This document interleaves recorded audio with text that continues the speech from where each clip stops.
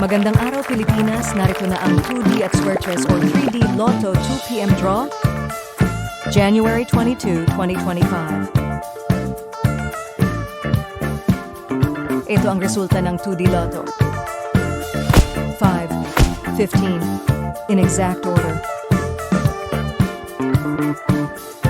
2D prizes para sa straight, 4,000 pesos para sa rumble, 2,000 pesos.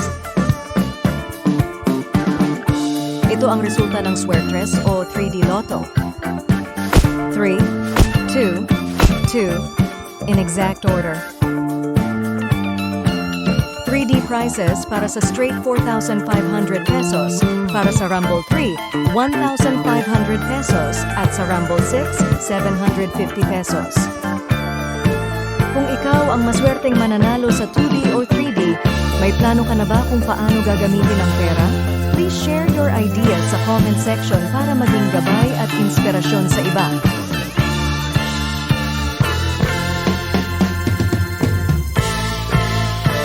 Huwag kalimutang mag-like and subscribe. Magandang hapon at maraming salamat Pilipinas.